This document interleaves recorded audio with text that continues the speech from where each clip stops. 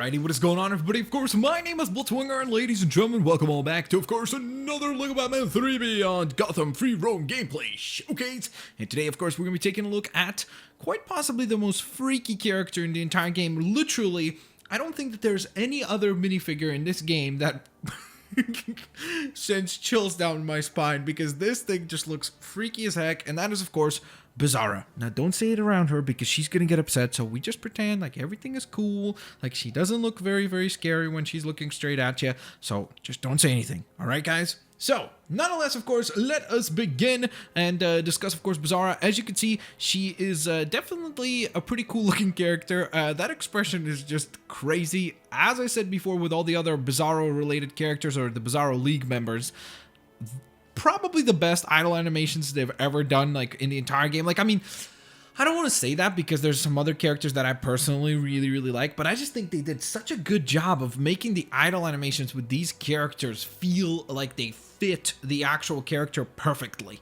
And that's just my personal opinion. But again, as you can see, definitely kind of almost like zombie-like shape to her. The actual teeth with the gaps and everything, that kind of spooky smile and everything, the half-closed eye, the squinting kind of eye, it just looks very, very, very freaky. Now, there are some really cool details, like, for example, look at the star on her little headband there, or I guess it'd be like a headgear or whatever you would call it, because it's not a band, it's an actual, like, metal piece.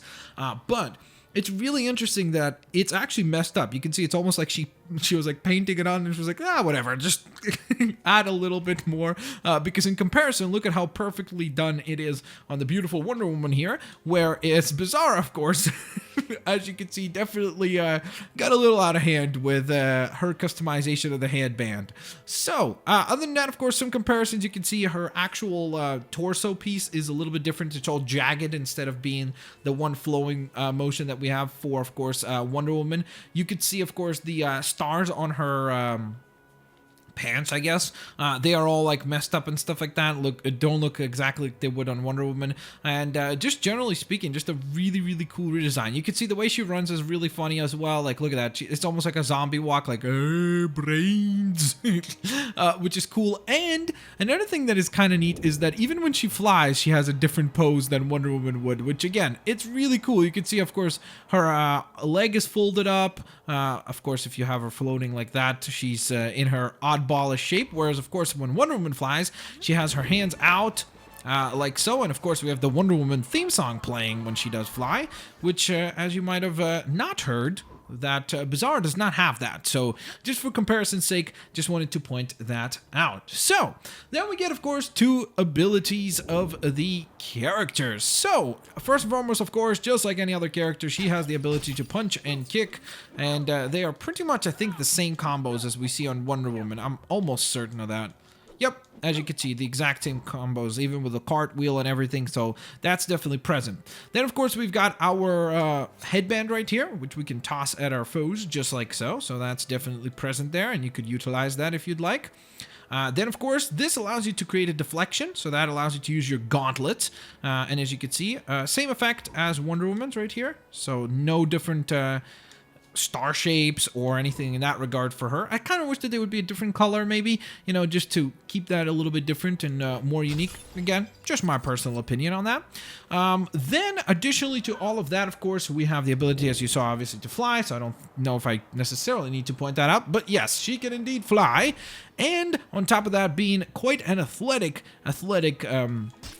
minifigure in character, I should be saying, which maybe by the looks of her you wouldn't think that because of the way she walks funny and everything, but she actually is able to interact with all the acrobatics in the game, which is pretty neat as well. So with all that in mind, of course, there you guys have it. That is pretty much all that there is to the wonderful and quite bizarre Bizarra.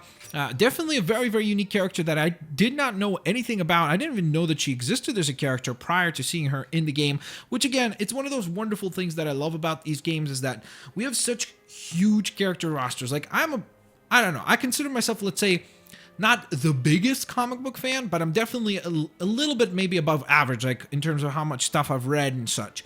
But even I didn't know anything about her, and that's what I love is that whenever these games come out, there's such so much depth to the characters that I always end up finding some characters that I've never heard about or never seen, and then that intrigues me and I seek out some more information on the characters, and I hope you guys do the same. With that in mind, of course, there you guys have it. That was the wonderful yet spooky, of course, Bizarra. If you guys enjoyed the showcase, please don't forget to hit that like button, and of course, this now means that there are only 2 more characters to go from the Bizarro DLC pack, and that is, of course, Bizarro, which is Cyborg's counterpart, and then, of course, Desaad as well. So those are the last 2 characters that we'll be taking a look at. Of course, stay tuned for those showcases, hopefully within the next few days here. I'm hoping to have those out maybe even tomorrow and then the day after that. So thanks all for watching, guys. Don't forget to smack that like button if you enjoyed it. I'll catch you guys next time. Peace out. See you later, alligators. Bye-bye, guys. Thanks all for being awesome.